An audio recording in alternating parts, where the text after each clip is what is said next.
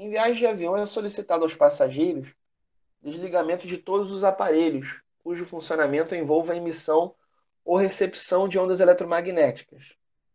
O procedimento é utilizado para eliminar fontes de radiação que possam interferir nas comunicações via rádio dos pilotos com a torre de controle. E aí, a propriedade, aí ele pede para você marcar, né, é, a opção que tem a ver com a, tem a ver com esse procedimento adotado, né? A propriedade de ondas emitidas que justifica o procedimento adotado é qual? Ele te dá algumas opções aí para a gente marcar. E aí eu vou aproveitar e discutir a palavra-chave desse problema, né? A palavra-chave desse problema está no texto, né? Essas ondas, por que é proibido o uso, né? Por que é proibido o uso dos celulares dentro do avião, né? Exatamente porque ele pode, as ondas de rádio, né? Recebidas ou emitidas, né, pelo celular, elas podem interferir com as ondas ah, da torre de controle, por exemplo, né? Ah, que vai monitorar o pouso do avião. Isso pode gerar uma interferência aí, por exemplo. Fenômeno de interferência, tá certo? A interferência de ondas, ela acontece quando você tem, por exemplo, duas ou mais fontes, onde essas fontes elas vão estar emitindo ondas, né? Ah, ali, elas estão numa certa distância entre si, entre elas, e aí você tem ondas que vão estar se deslocando no espaço, por todo o espaço. Aqui são ondas esféricas. E aí você tem a possibilidade de ter, por exemplo, essas linhas, esses círculos aqui, representam as cristas das ondas. E a distância e o ponto médio entre essas linhas representam os vales, né?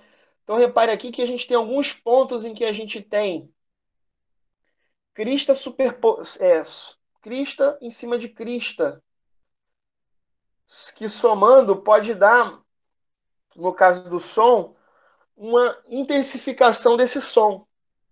É o que a gente chama de interferência construtiva. Por sua vez, aqui a gente pode ter som mais som dando silêncio, onde você tem uma crista superposta a um vale, né? Ou seja, som mais som dando silêncio, né? Você pode ter esse mesmo efeito com a luz, só que com a luz isso é um pouco. Isso acontece. Isso tem que ter uma luz especial para isso acontecer, né? Tem que ter. Para isso tudo acontecer, tem que ter coerência, né? Das fontes. Você tem que ter fontes que estão emitindo de maneira coerente, de maneira orquestrada, né? E não de maneira desorganizada, vamos dizer assim, né? Tem que ter o que se chama de coerência, tá certo? E aí, aqui tem uma foto muito bonita, né? Isso aqui provavelmente é uma cuba de ondas onde você tem água aqui dentro, né?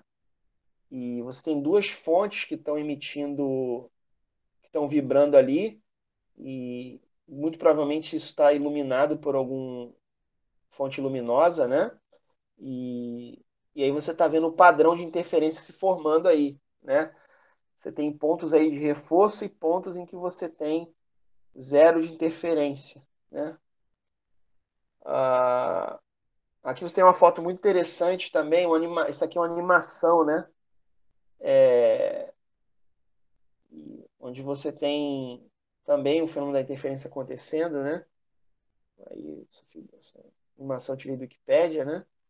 E por que que a interferência acontece? Exatamente por isso, né? Ó, aqui, por exemplo, você está tendo a todo momento, se você pegar essa onda azul de cima e você considerar, por exemplo, uma onda vermelha aqui embaixo, se propagando, uma do lado da outra, quando você somar as duas, você vai ter crista com crista, ou, desculpa, vale com vale, crista com crista a todo momento, né?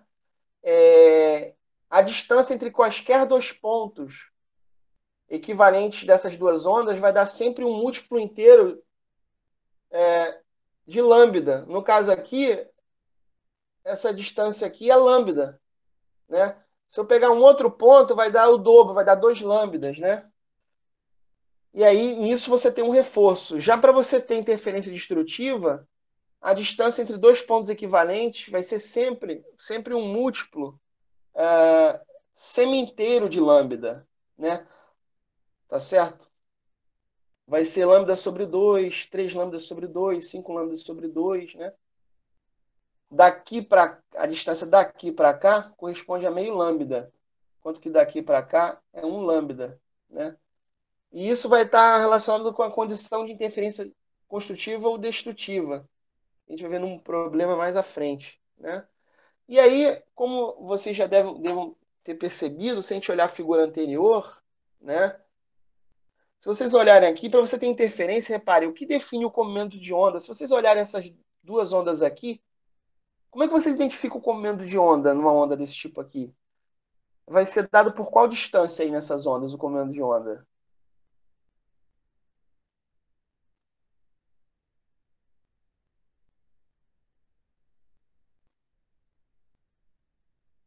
Como é que vocês olhariam para o comprimento de onda aí?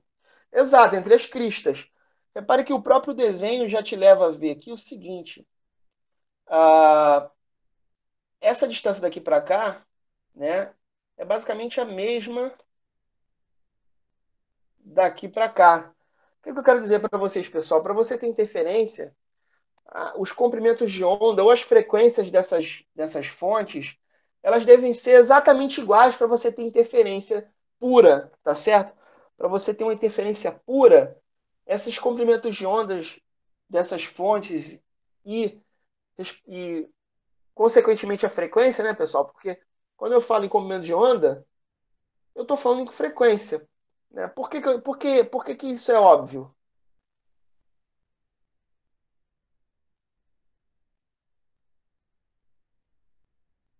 Porque quando eu estou falando em frequência, eu já posso ir direto para o. Por que quando eu estou falando de frequência ou comprimento de onda, né? Tanto faz. Porque isso está relacionado com a relação entre eles, né? Tá certo? O comprimento de onda ele define a frequência pela relação entre velocidade, comprimento de onda e frequência, né?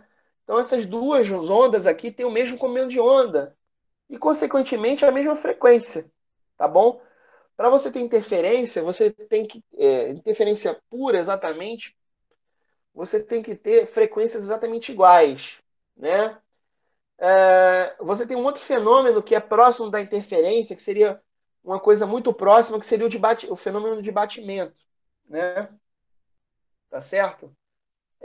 Para você ter batimento, essas frequências elas não têm que ser exatamente iguais, mas elas têm que ser próximas, né? Mas eu diria assim, vamos dizer assim, o batimento é uma quase interferência, né? Se você fizer as duas frequências se igualarem, você tem a interferência. Então, qual vai ser a resposta da questão, pessoal?